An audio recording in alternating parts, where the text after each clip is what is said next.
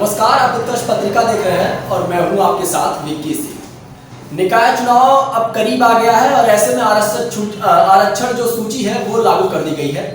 Ward number 37 में मौजूद है हम गोरखपुर के भरबलिया में, और ये जो सीट है वो महिला आरक्षित सीट है। महिला पिछड़ी सीट यहाँ पे जो है वो आरक्षित करी गई है। ऐसे में वार्ड नंबर 37 में मौजूद है और हमारे साथ बातचीत करने के लिए समाजवादी पार्टी के चुनाव चिंतक कपिल मुनि यादव दावेदारी कर रहे हैं, इनसे बातचीत करेंगे। और वार्ड नंबर 37 जो कि परसीमन के बाद बनाया गया वार्ड है, तो यहाँ पे ग्राम प्रधान चुने जाते थे और अब पार्षद चुने जाएंगे, और ऐसे में यहाँ पे क्या कुछ परिवर्तन होगा उसको भी जानने का जो है एक प्रयास करेंगे। सबसे पहले तो बहुत बहुत स्वागत है आपका और आपकी पूरी टीम को बहुत बहुत धन्यवाद। सबसे पहला सवाल तो यही कि वार्ड नंबर 37 नया वार्ड है भरबलिया, ग्राम प्रधान चुने जाते थे यहाँ पे, अब पार्षद चुने जाएंगे तो क्या क्या चीजें परिवर्तित होती नजर आएंगी?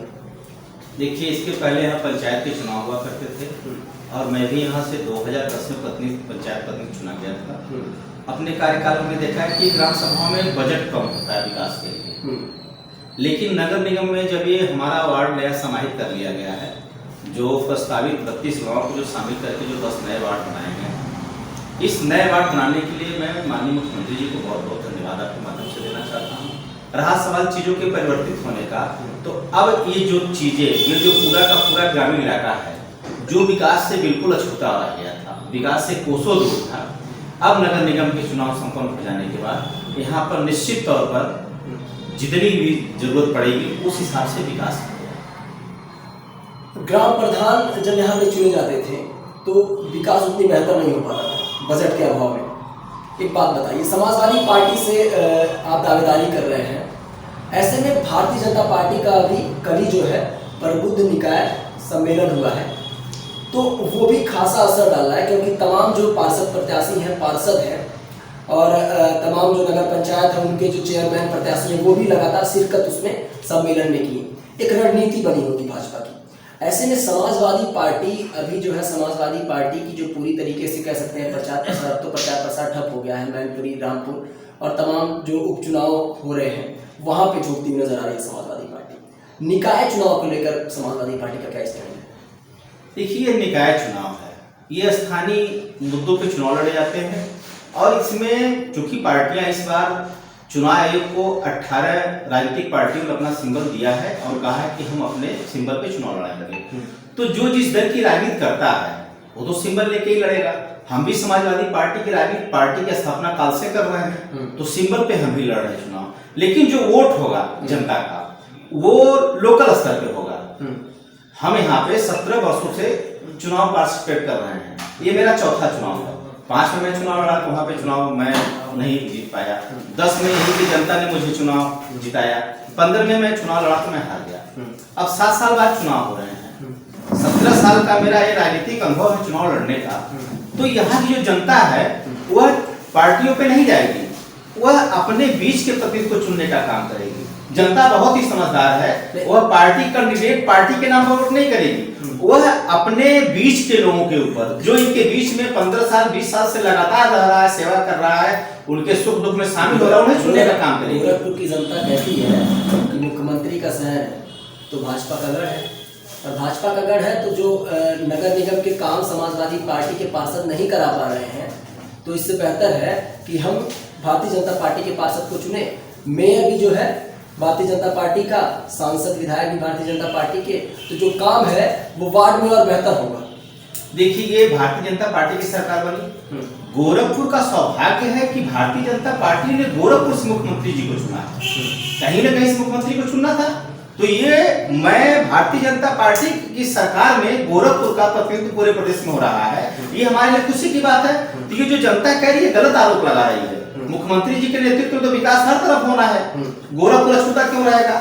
भले मैं समाजवादी पार्टी से पार्षद चुना जाता हूँ, मैं समाजवादी पार्टी का प्रतिनिधि चुना जाता हूँ, लेकिन मेरा जो चुनाव होगा जनता इस मुद्दे पर नहीं चुनेगी कि मैं समाजवादी पार्टी का हूँ या मैं भारतीय जनता पार्टी का हूँ। जनता इस मुद्दे पर वोट देगी कि ये हमारे स्थानीय 17 सालों से लगातार हमारे बीच में बने हुए हैं, इस नाते जनता वोट करेगी। यहाँ दल के नाम पे वोट पार्षद के चुनाव में नहीं मिलेगा, मेयर के चुनाव में हो सकता है, लेकिन पार्षद के चुनाव में दल के नाम पर 10% 20% वोट मिलते हैं, बाकी 70-80% जो वोट होगा वो जो पार्षद होगा उसके व्यक्तित्व पे, उसके आचरण पे वोट मिलेगा।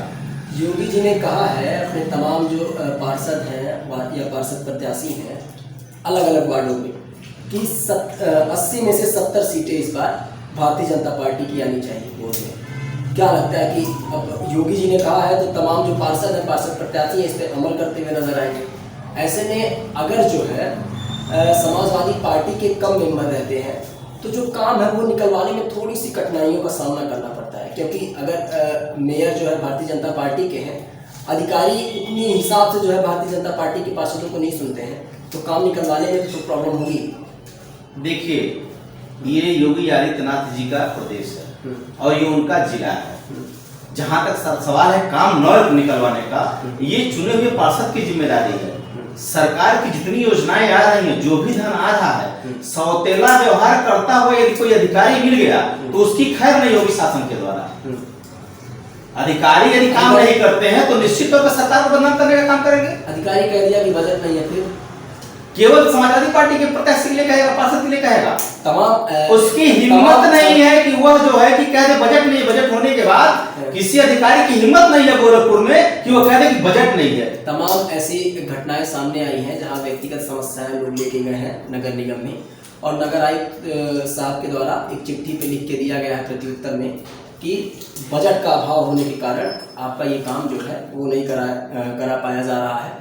जब धन उपलब्ध होगा उसके बाद इस विषय का संज्ञान लिया जाएगा। देखिए, यदि धन नहीं है तो निश्चित तौर पर अधिकारी नहीं देंगे, लेकिन मेरा ये मानना है कि ये मुख्यमंत्री जी का जिला है। माननीय मुख्यमंत्री जी अभी आज ही जो पूरा बजट उन्होंने प्रस्तावित किया है उस पे मुझे लगता है कि लगभग 200 करोड़ रुपए उन्होंने बजट पास किया है, वो विकास के काम में जाएगा। तो ऐसी स्थिति में गोरखपुर के अधिकारी तो झूठ नहीं बोल पाएंगे। यदि झूठ बोलेंगे तो उनके झूठ को उजागर करने का काम हम चुने हुए पार्षदों का होता है। ऐसा नहीं है कि मैं समाजवादी पार्टी से चुना जाता हूँ सौतेला व्यवहार करेंगे। सौतेला व्यवहार करने की स्थिति में कोई अधिकारी गोरखपुर में नहीं रहेगा। ये डर उनके अंदर एक तो शासन का, दूसरे उस चुने प्रतिनिधि का होना चाहिए। मैं आपके चैनल के माध्यम से इस क्षेत्र की जनता को विश्वास और भरोसा दिलाता हूँ कि जितना भी धन गोरखपुर के नगर निगम में आएगा उसका 80वां हिस्सा जो होता है भदौरिया वार्ड के लिए, यह लाने की जिम्मेदारी हमारी है। यदि कोई अधिकारी हीला हवाली करेगा तो उससे पूछा जाएगा तुम समुचित कारण बताओ, उससे हीला हवाली नहीं करने दिया जाएगा। निश्चित तौर पे जनता का जो हक होगा, हमारे वार्ड का जो बजट है वह संवैधानिक तरीके से, गांधीवादी तरीके से मारेंगे भी नहीं और मानेंगे भी नहीं, इस तरीके से आकर के हम धन लाने का काम करेंगे, विकास कराने का काम करेंगे। अच्छा, अभी हाल फिलहाल में जो डेंगू का प्रकोप गोरखपुर में बड़ी तेजी से बढ़ रहा था, अभी हालांकि विराम लगा है। ऐसे में वार्ड नंबर 37 में जब ये नगर निगम से जुड़ गया है, यहाँ पे जब पार्षद चुने जाएंगे तो कपिल मुनि यादव अगर जीतते हैं तो वार्ड नंबर 37 में सफाई को लेकर क्या करने वाले हैं? क्या ऐसा अनोखा काम करने वाले हैं जहाँ पे डेंगू की समस्याएं कम हो, जल भराव की स्थिति को कम किया जा सके, कूड़ा एकत्रित ना हो सके, इस सारी समस्याओं को लेकर क्या करना? देखिए, सबसे बड़ी समस्या यहाँ पर जो डेंगू की आप जो बात कर रहे हैं, यह एक सीजन में आया हुआ है, लेकिन जैसे इसका प्रकोप चला है तैसे मैंने नगर आयुक्त माननीय संजय शुक्ला जी को मैंने फोन किया और मेरे एक फोन पर मैं उनको धन्यवाद दूंगा, उन्होंने तत्काल इसको संज्ञान लेते हुए अपने कर्मचारियों को भेजा और मैंने मैलाथियान पाउडर का छिड़काव कराया और उसके बाद शाम को जो है कि फागी जो होती है उसकी व्यवस्था मैंने कराई और वो व्यवस्था लगातार चल रही है। रहा सवाल यहाँ की जो मेन समस्या है जल जमाव की समस्या है। जल जमाव की समस्या केवल भदौरिया वार्ड की नहीं है, भदौरिया वार्ड हो गया, गाय घाट हो गया, बगल में चंद्रशेखर आजाद नगर है, फिर बड़गांव वार्ड है और देवी प्रसाद नगर है। ये करीब 15 से 20 गांव ऐसे हैं जो 4 से 5 वार्ड में है, इनकी समस्या है। तो मेरा पहला काम होगा, जैसे मैं यहाँ पे पार्षद चुना जाता हूँ तो सारे चुने हुए वार्डों के पार्षद साथियों को बुला करके एक विस्तृत कार्य योजना बनाने का कार्य करूंगा और हर वार्ड के नालों को एक दूसरे नाले से कनेक्ट करते हुए सारा पानी की जो निकासी और रामगढ़ ताल में होनी है, एक ऐसी कार्य योजना बना करके हम सभी पार्षद साथी मिलकर कार्य योजना बनाएंगे और हर वार्ड के नाले को कनेक्ट करेंगे ताकि पानी की समुचित व्यवस्था हो सके, ताकि वो नाले के माध्यम से रामगढ़ ताल में जा सके। रहा सवाल मच्छरों का या इस तरह से सीजनल बीमारियों का, तो सफाई पर विशेष ध्यान दिया जाएगा और हर एक कार्नर पे एक 200 मान लीजिए मकान है, वहाँ पे 50-60 मकान के बीच में एक कूड़ेदान की समुचित व्यवस्था की जाएगी। समय से कूड़े उसमें जमा होंगे और नगर निगम की गाड़ियाँ आएंगी, वो समय से कूड़ा ढोने का काम कर चुकी है। अब नगर निगम हो गया है तो तमाम टैक्सेस लगेंगे, तो जब हम टैक्स देंगे तो उस टैक्स के हिसाब से जो भी हमारे यहाँ व्यवस्था सरकार की होती है वो कराने का काम करेंगे। अब बिल्कुल इस भरवलिया वार्ड को इस पूरे गोरखपुर में आदर्श और मॉडल वार्ड बनाने का काम करूंगा।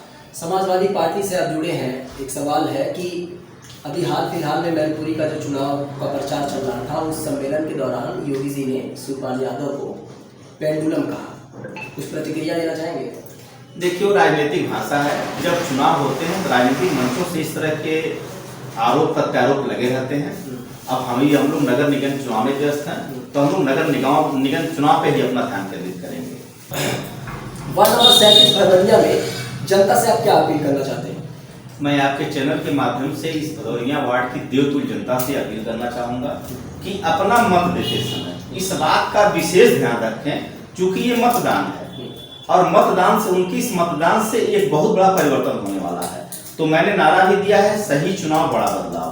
सही चुनाव तभी हो पाएगा जब वो अपना वोट डालते समय ऐसे प्रत्याशी का चुनाव करें जो उनके बीच में रहा हो, जिसके अंदर कार्य करने की क्षमता हो, उतना आत्मबल हो कि अगर कोई अधिकारी हीरा हवाली करता है उसके अंदर इतनी ताकत, इतना आत्मबल होना चाहिए, इतनी राजनीतिक जानकारी होनी चाहिए, उसके पास इतना अनुभव होना चाहिए कि वह अधिकारी से हाथ जोड़ करके, नाक में आंख मिला करके और संवैधानिक तरीके से समझा करके काम कराने की क्षमता रखता हो और वोट डालते समय किसी लालच, किसी बहकावे में न आवे, सही प्रत्याशी को चुने। तो मेरा एक अपील है, अगर मुझे जनता चुनती है तो 5 साल के बाद उन्हें निराश होना नहीं पड़ेगा। अगला 5 साल जब आएगा तो उन्हें एक विकल्प उनके सामने रहेगा। इस बार तो जनता चुनेगी, भाई हम सबके पास जा रहे हैं, सभी लोग जा रहे हैं। 5 साल के बाद कोई विकल्प नहीं रहेगा, इतना काम करके विकास करके मैं इस भदौरिया क्षेत्र की जनता को दे दूंगा। वार्ड नंबर 37 में मौजूद थे भरवलिया में हमारे साथ बातचीत करने के लिए कपिल मुनि यादव जी मौजूद थे, दावेदारी कर रहे हैं समाजवादी पार्टी के चुनाव चिन्ह तले। इनका कहना है कि अगर इनको इस बार जनता चुनती है तो अगले 5 साल बाद जो एक कह सकते हैं कोई विकल्प और दूसरा नहीं नजर आएगा। ऐसे तमाम निकाय चुनाव की कवरेज के लिए बने रहे उत्कर्ष पत्रिका के साथ।